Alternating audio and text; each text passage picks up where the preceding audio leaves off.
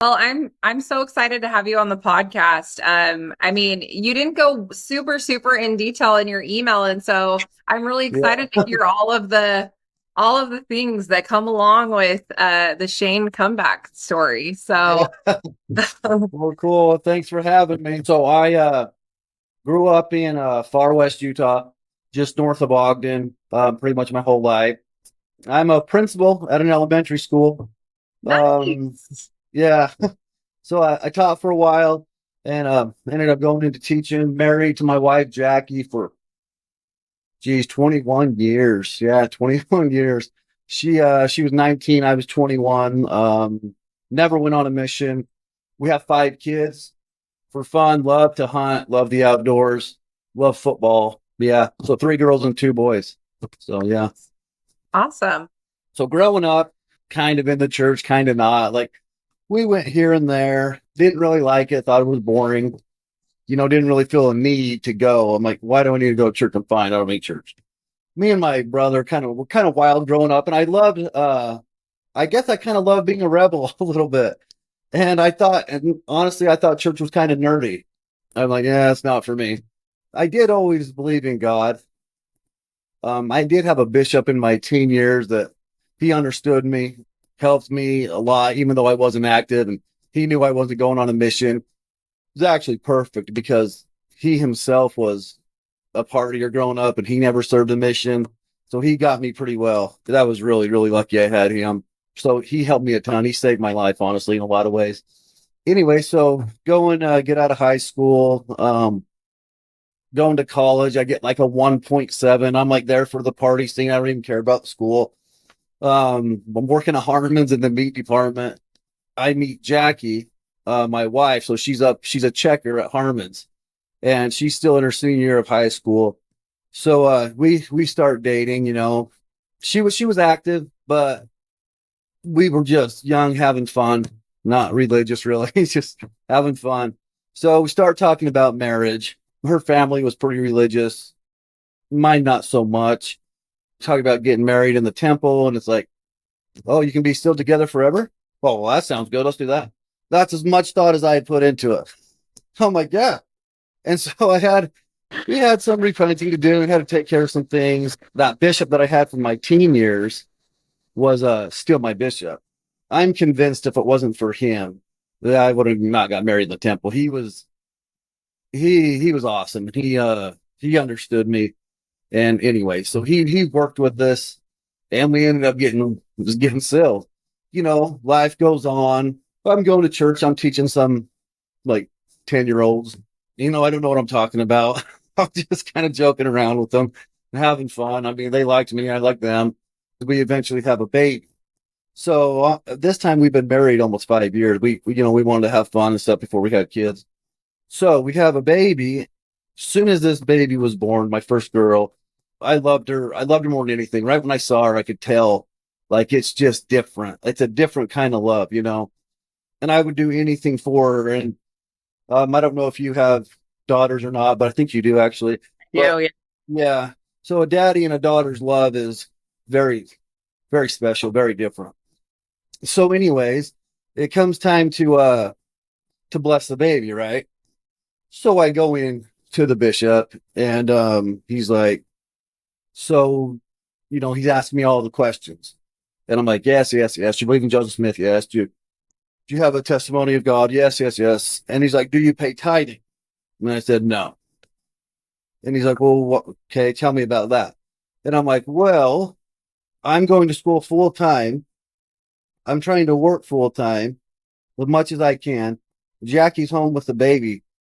And I said, man, I can't pay tithing. Like, I can't. And then his response was, well, then you can't bless your baby. So at that point, that was just the straw. I'm like, I ain't done. That's the straw that broke the camel's back. I kind of deal with a little bit of, got a guilty conscience, a little bit of scrupulosity. And so I feel a lot of pressure. I feel a lot of pressure like, good heck, can I really not just go have a beer with my brother and dad? Really? Do I really got to wear these dank garments? And, they're like so uncomfortable, sweating to death in the summer. And then that happened. And I'm like, I'm done. I'm like, I don't care if you're a murderer. you should be able to bless your own baby. In hindsight, that bishop made the right call. But at the time, I didn't want to hear it. And I think, bishops, they say they can, discern kind of what their board members are filling with. And he probably knew, and I know God knew, like I was one foot in, one foot in, 1 foot out. I'm like, I want to bless my baby. Yeah, the church is a good thing, but I had pretty much zero testimony. So he says no. So I'm like, okay, well, we're done. Got offended, which, my fault. Whenever you're offended, it's really your own fault. Never back then would I said that. I'm just bashing him. Oh my God, he's an idiot. Anyway, we start kind of moving away from the church, and I honestly felt relieved. I was like, thank goodness I don't have to get up and bust a baby in front of people. I don't have to pay tithing. Yeah, I don't have to wear these uncomfortable garments. When I go hunting with my brother and dad, I can have a beer without feeling guilty. And I was like, thank goodness. Like I felt a huge relief, honestly. Life goes on. Start, partying a little more. Nothing. I mean, I'm still a good husband. I'm still a good dad, but we're partying, just with family and friends. Nothing, crazy, but not keeping the word of wisdom type stuff.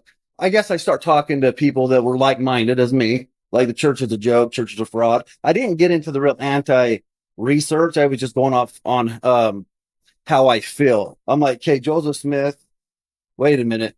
And you can find this right on churchofjesuschrist.org. It's like, wait a minute, he married a 14-year-old? Wait a minute. He was marrying people. He was getting sealed to ladies that were already married. And I'm like, you've got to be kidding me. I'm like, this is a joke. Like I was convinced that he was a manipulative pervert. That's what I thought of him. So it just further kind of sealed the deal. Like, dude, that is such a joke. Like, it's a joke of a church. So things go on. And also the thing with the blacks not having the priesthood, I'm like, what this? And then all of a sudden they could. I'm like, hey, whatever. I thought people that went to church, my opinion of them. And that's the other thing. And I don't know if you noticed this too, but when I wasn't like religious, I was so judgmental.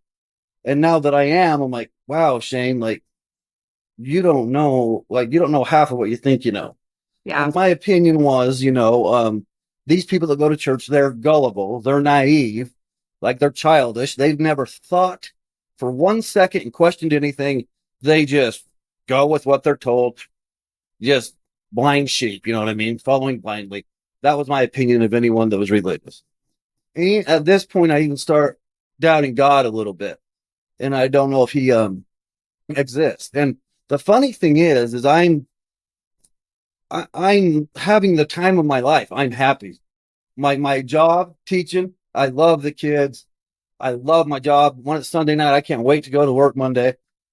Hunting's a big part of my life, a big part of my family's life. I'm shooting big deer, shooting bears. It's just everything's working out. Life's just great, right? Love life. But, God chastens those who he loves. So life keeps going on. About 36, I start feeling a little bit sick physically. I have the syndrome. It's called man type 1. It affects like your parathyroids, your pancreas, and your pituitary. Runs in the family. And if you get checked, you're fine, but it can cause some problems. It can turn into cancer and stuff. So about 36, not feeling too great physically. Even start having thoughts come into my head that I don't like, that are kind of bothering me, And I'm like, well, whatever. And I just keep trying to put it off. It got pretty bad, but my opinion, see, I was so prideful. I thought if you go to therapy, if you take medication, well, you're a sissy. It's in your head, snap out of it. You guys are pathetic. That was my point of view on things. And so as you can tell, I'm needing to be humbled at this point. So anyways, I'm starting to feel depressed now. And I'm like, geez, Shane, you sissy, like snap out of it, like knock it off. But I don't need God. I don't need anyone. My pride is just next level. Part of this man type 1, this disease, makes your calcium spike. So anyways, one day my calcium spikes very high. When your calcium spikes, you can't like retain water. You can't drink water. You can't, and I'm throwing up like crazy.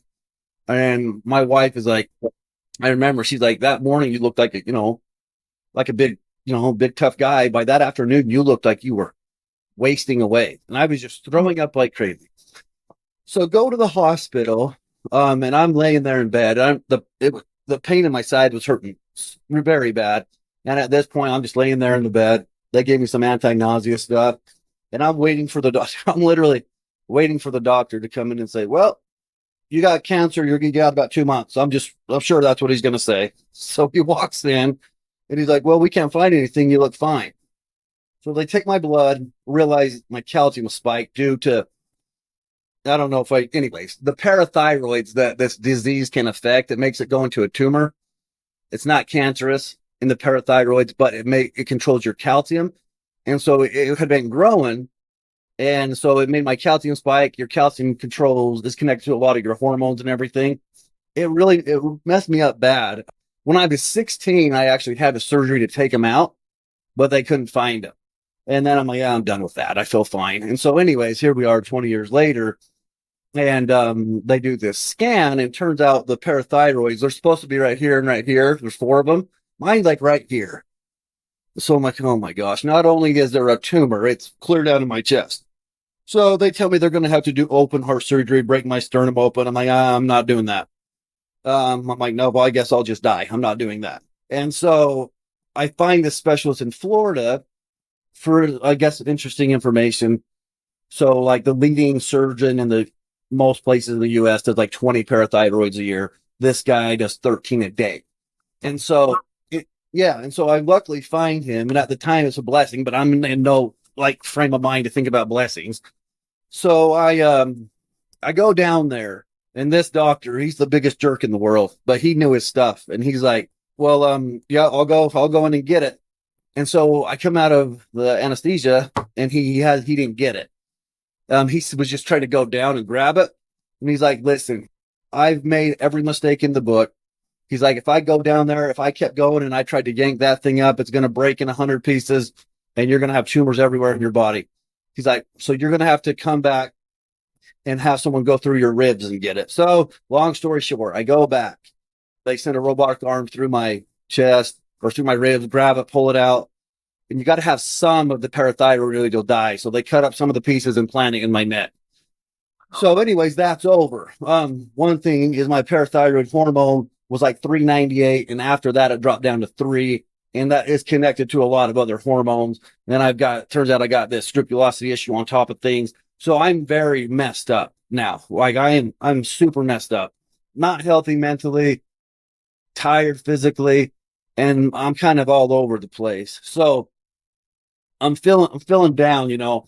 So I come back. I'm having to take like, because the parathyroid is buried in the thyroid, but I'm not getting enough calcium now. So I'm taking like 70 calcium pills a day to make up for it. Oh my Yeah, God. it was crazy. Yeah. And so anyway, like finally, you know, I had to take like 60, then 50, and it keeps dropping, but I am feeling down, and I can tell I'm not good in my head. I start putting my happiness on hunting. I'm still not even close to thinking about going back to church or going back to God. And I'm like, you know what? I just gotta, you know, because hunting, you know, is kind of my thing. And I'm like, well, if I can just get a big buck, and I'll just focus on hunting, and I can get a big buck, and that'll make me happy.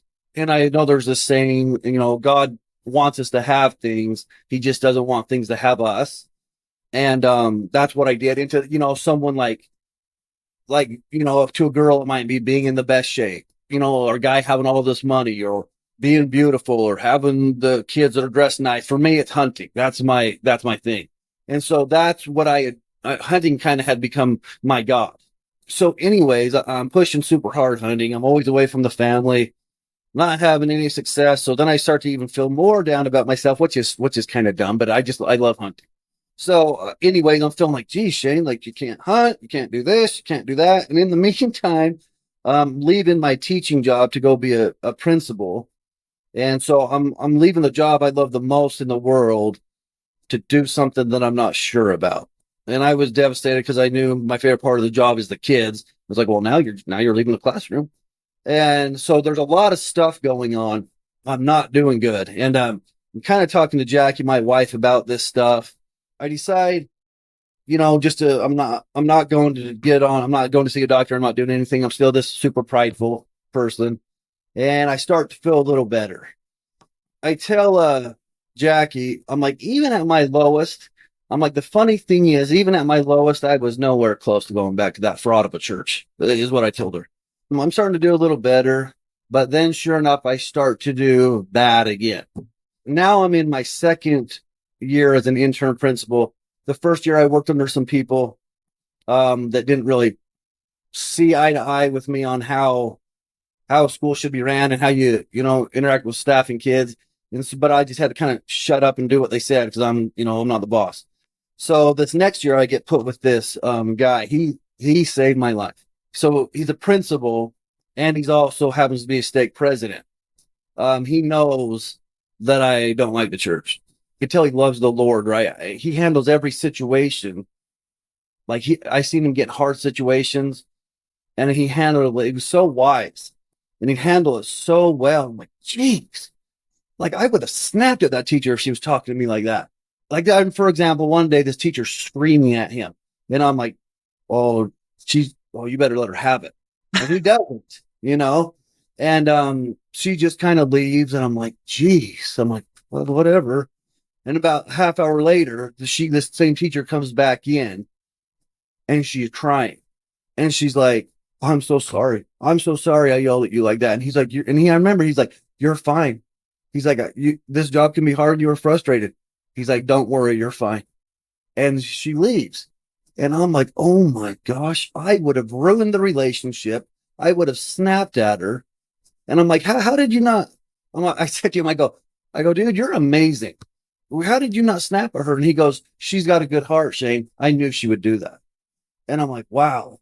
And so I keep watching him and watching him. He never talks to me about the church. Things he said, I can tell he loves God and like he gets strength from God. And so at all this time, I'm still having a hard time. And so I watched him for about 4 months and I was impressed. And I'm like, geez, I want to be like him.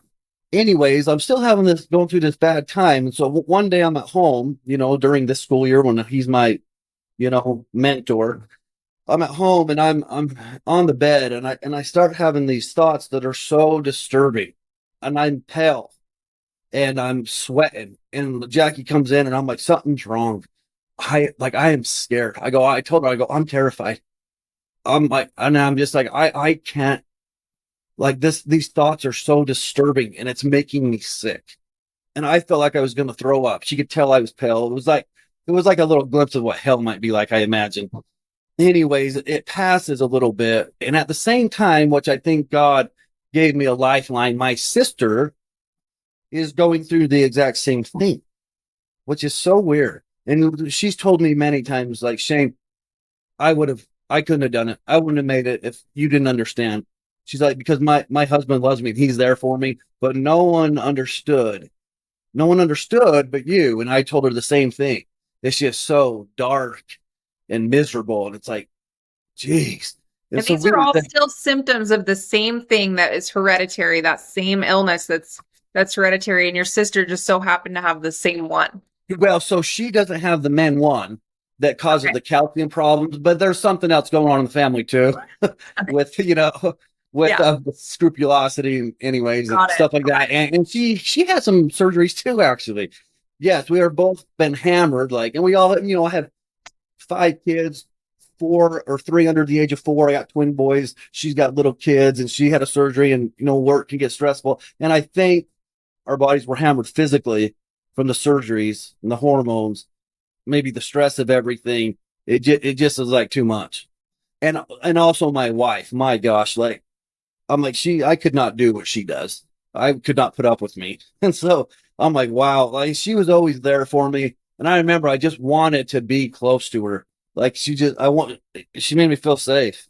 I just wanted to be around her, my wife. And so anyways, this is still going on. A few days later, I'm laying there in bed.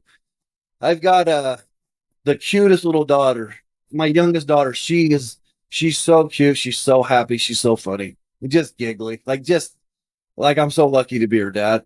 And so I'm laying there in bed and I can hear her in the hall. And I can hear her giggling and laughing. And the thought comes to me, I want to die. I just want to die. And I'm like, what the heck? So I start kind of getting teary-eyed. And I'm like, okay, dude, something is seriously wrong. And so I call in Jackie and I tell her. And at this point, I'm starting to finally get like, I can't fight it alone anymore. And then I'm starting to break down a little bit. And I'm like, what is wrong with me? It's like, what is going on? And it passes a little bit. So I'm like, I don't know what to do. So the next day, my wife's cleaning this building, right? On the weekend, she would clean the building. So I went to help her. Like I said, I liked being with her when I was feeling this way. But I'm walking down the in a separate hall from her, and up to this point, I've seriously got a pride problem. It's like I'm not going to. I don't need help, but I'm kind of almost to the breaking point, and I'm walking down the hall by myself, and I just fall to my knees, and I'm like, God, I cannot do it anymore. And then and I'm crying. Please, I'm like, just help me. I remember saying like, I'm yours. I remember saying that, like, I'm yours. Whatever you want, I will do it. Please help me. I need you and I cannot do it without you, please. And I'm begging. We go home and I tell Jackie, I'm like, it's time to go back to church. Time to, in a way, become who you're supposed to be. So I'm like, it's time to go back. So I start going back. I'm asking all these questions in church. I'm like, and I'm not asking them to be a jerk. I'm asking them because I'm like, I am tired of the skirting around the topics.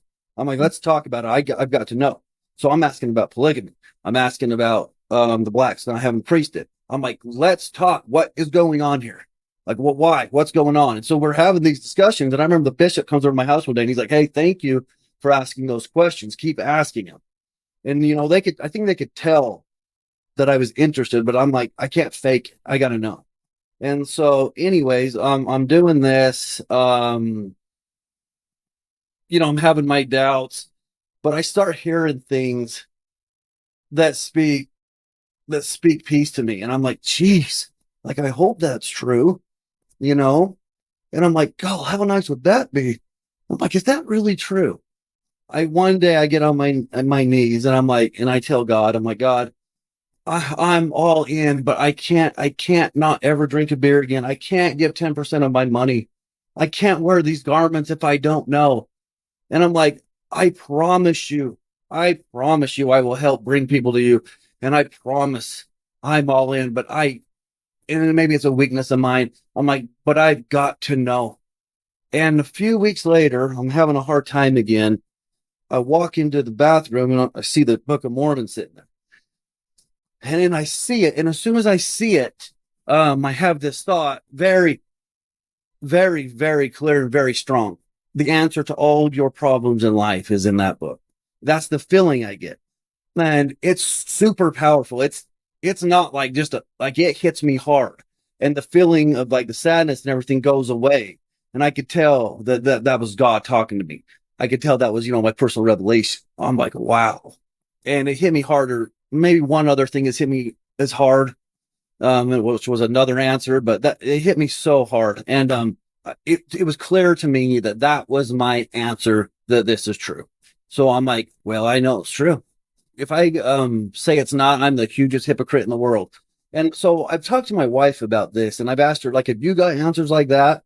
And she's like, I haven't. I kind of, I know, and I kind of get some feelings. And I've had some incidences like 2, 3, 4, which are so powerful. I think God does that for me because I have this weakness that he's given me of this scrupulosity, constant doubt. And I think he knows, like, Shane has got this weakness. He has a problem. He can't just go on with like, well, I think it's true, because that's not how I operate. And he knows Shane needs answers, and he needs them big time. And I think it's a trade-off with my scrupulosity and the doubt I have, that he's blessed me with super strong answers because he realizes I need that. So I got that answer. I start going back to church. Well, I'm already going, but I'm slowly starting to. I didn't do it all at once, because it's hard to just go, okay, here's 10% of my money, throw in the garments, done. Yep. And so, I'm slowly getting there and getting there and getting there and getting there. And pretty quick though, but not all one day. We get Temple recommends, we're going back, and the thing I love though about the church, I've had other questions about certain issues in my life, and I've been so blessed with the answers he's given me. There was one specific issue he gave me such a clear answer, and I guess I just want to tell people, and maybe people know, but like it's so cool when you get an answer from him because there's no doubt, and I got problems with doubts, and there's no doubt because he can see your life all at once. He knows everything. He knows everything that's going to happen. He knows you better than you know yourself, and then that, and he can tell you even in the scriptures, like he can tell you things that no man knows, right? And that's what he did for me in a couple of different ways. And then later in that scripture it says, like, what greater witness can you have than from God? And it's like, well, there isn't any. And so with my personality, I love it because it's like, dude, that's as good as you're getting. There's nothing better than you get that answer from God, and you can take it to the grave, and he knows everything. And then later in that scripture, doubt not, fear not. So that's what happened. And the other thing that I'll kind of say is that it's changed my very nature. It's made me a more positive person. It's made me a better dad, better husband, because I'm not as selfish. Although I'm probably got to work on that. I'm still kind of selfish in some ways. But I've definitely gotten better. One thing that kind of illustrates my change. It's a hunting story. It'll be quick though. So I'm sorry. So That's great. I'm hunting with my wife, and we're back in in the back country. We got these pad goats, and we're in there. Like on the day 3, I see this great big deer. So I get over there and I shoot. Looks like I broke his back. Looks like he's dead, But it gets dark, and I can't. And so I'm like, gosh dang it! I go down there. I'm looking. I'm like, I don't even know where I'm at. And so I'm like, I'm gonna have to come back in the morning. So we go hike back up to the tent, go out in the morning, and I'm so excited. I'm like running up the hill because I'm like, dude, I can't wait to just see what he is. Like touch his antlers. Like just see the detail. So I'm running up there, and he's not there, and there's blood. And I look for hours and hours, can't find him. And I just remember thinking, like, the old Shane would have been pissed, would have been stupid this, stupid that. I can't believe this. Why, like, Jackie, why didn't you tell me where I hit him, or just whatever to make an excuse and just be mad? But I remember sitting there, and I remember a talk by Uchtdorf, and he's like, thankful in any circumstance. And so it changed me from being negative and mad and upset to like, look at you, Shane. You are in a beautiful place. You are healthy enough to be here. You hiked clear in here. You got a chance at a big buck. You made the memories of a lifetime with your wife. You are so lucky. Most people never even get this tag. And I was like, and it just changed everything. And I took those lessons I learned on my next hunt and shot a great big deer. But anyways, it just changed me. I'm glad that I'm glad you got it in the end. Yeah. I love that. I love it so much. So I have a question. What about Jackie? Like, where was she during this time when you Okay. decided to leave and come back? What was it like with her? Was she just like, yeah, she kind of was just in alignment with you, and you guys were kind of in it together when you decided to come back? Was she ready? Like, how did she receive that? Okay. So let me say one more thing. I just forgot. People might be wondering, like, well, do you feel better now or whatever? Yes. So I wanted to say to that, God could just snap his finger and you could be better, obviously, if he wanted. But that's he expects you to, put in the work. And so through other, praying to him and doing my own work, he's given me answers and led me down a path to get healthy again. It just wasn't like, oh, I'm going to church, boom, I'm better now. I just wanted to make sure people knew that. So anyway, sorry. So the thing about Jackie, she loves me so much. I don't even know what to say. Like, and I love her so much. This is bad, but she would follow me into hell. She would. So she did in a way. She's just always there for me. It doesn't matter. She's there, and we're just meant to be. I really think, we're meant to be. And she knows how to handle me. She knows if she tells me, if she would have told me you need to go to church, I'd have been like, nope. And it would have best been a fight. But she loves me for who I am. Yeah, she'll just follow me into hell and back, what she did. And I love her, and I'm grateful for her, and I'd follow her too. I love that. That's so sweet. So tell me more about your the stake president and your story. And Oh, okay. I think it's interesting because this is kind of a common theme that I see in these stories of coming back is that somebody will come into their life that is not a family member. And it's like they make such an impact. Like my husband has a story like that where he, somebody was a bishop came into his life that was so just, it was in a work situation as well. Yeah. And it had such a positive impact on his life. It truly changed the trajectory of his life just to see how this guy was interacting with other people and just to feel the spirit when he's around this guy and just seeing how, how he lived his life. Yeah. And I hear that in your story too. And like, there's other episodes that it's a similar thing. And I mean, in my own life, it's like, there's people that I'm just like, wow, how could this not be true when this person is Yeah. literally radiating light? They are Yeah. literally just so intelligent, so wise. And so I'm curious Yes. to know like how that relationship, how like what ended up happening with him. Yeah. So, like you said, like the way they handle stuff, and you want to be around them, especially Mhm. when you don't feel good, because it's like, I don't know, they make you feel better. And so, anyways, he's now my boss, and I love him. We talk all the time. I told him he saved my life. But looking back, probably knew, he knew I was maybe watching him. All of us need to be aware that people are always watching us, and everyone's having a hard time. And he never would talk bad about anyone ever. Like, it's like you could not make him say anything bad about someone. He's always happy. He's just always positive. Like that story about I told you about the deer, like that's something he would have done. And it's just like, and if someone says something bad about him, never offended. Like one teacher, I remember, I call him a name, and he just kind of laughed, and he's like, "Oh, she's just having a hard time," Mm. Wow. Yeah, and it was just like, and it was so easy to he just could see things so clear, Yeah, and yeah, and I'm still in touch with him to this day. that's so awesome. So you saw someone like that too? You were watching them. Yeah.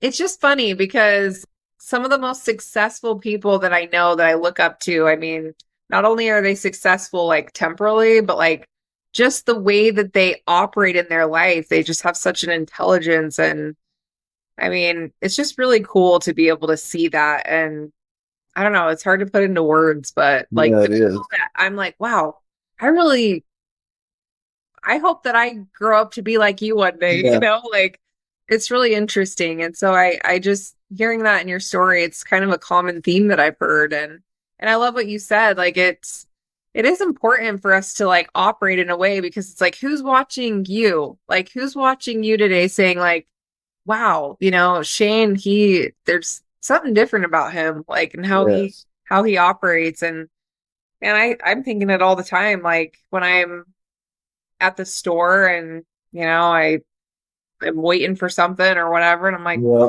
I better have more patience because who knows who's like, oh, that's podcast girl, like is she? yeah. And Well, you're so famous now. no, not famous, but I'm definitely like, No, yeah. like my No, office yeah, is over people in the know Mire, and I'm at the store on Sunday. Who's gonna like? it. Yeah, But yeah. No, it's so true. And it's like when you get in a situation, if you think like if you I mean, sounds cheesy, but if you're like, what would Jesus do? yeah, it's What would he so do true. there? And then that can really help. Yeah, it's so true. I love that so much. So tell me those hard questions you had, like when you were kind of working through those and answering those when you went back to church, like tell me, I kind of have this like opinion of my own that when you turn to God for those hard questions, that he will actually like resolve them in your heart in a Mhm. way that is like not of this world. And Yeah. it's like if you're like fighting with somebody on social media and they're like, oh, but what about this? And Joseph Smith this, and you're like, well, I had the spiritual experience and now like Yeah. this, it doesn't work like that. Like it doesn't Yes. satisfy the critics like textbook response.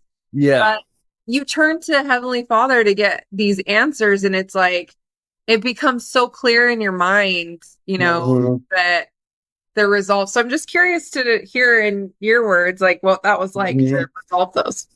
Like you said, and I think a lot of guys, they're like, I don't want to hear the feeling. I want the logical answer. Like, I don't want to hear you felt the spirit.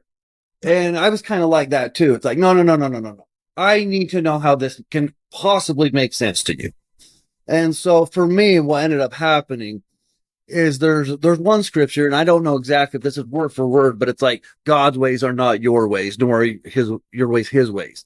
And it's God's ways are higher than yours, or something like that.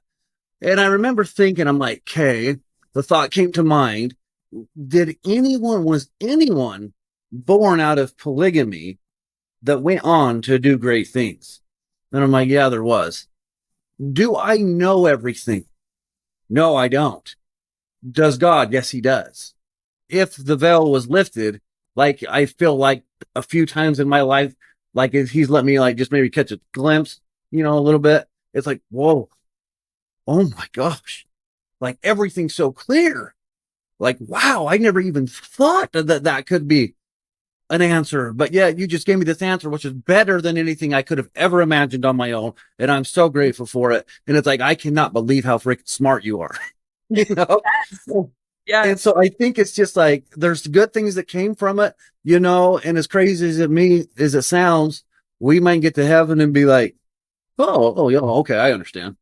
Or did it make the church grow in a way? Yes, it did. Did people come out of it that did good things? Yes. So there's the logical part. I'm like, okay. But the truth is, I mean, go read the Old Testament. You want to talk about strange, like there's some strange things in there.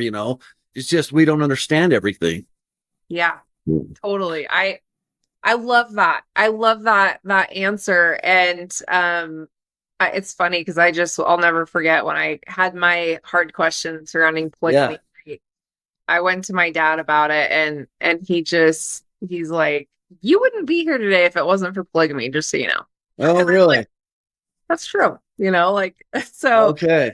it's just interesting how, we see like what's in front of us, but if we turn to Heavenly Father with these hard questions, it's like we will find peace about them, and we will come to an understanding that is perfect for us if we seek that. So Yeah. it's my See, there's been people that do great things born out of polygamy. See, Ashley. thought.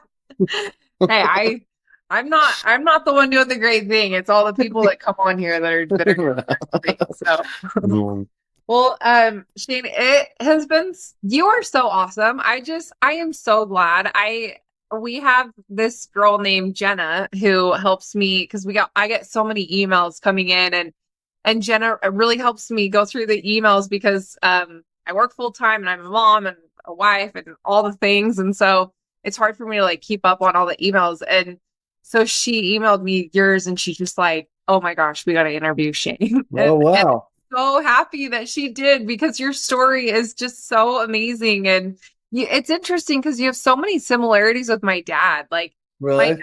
dad taught school my whole life, and he now he's a professor at Utah Tech in St. George. But and then just I don't know, like you have a lot of similarities with my dad. So I thought that was super interesting. And I don't know, it's just been so awesome to interview you, and your story is amazing. And I know that it's going to help so many people. So you I said hope in your so. story, you said when you were saying that prayer, you told God that you would help people Yeah.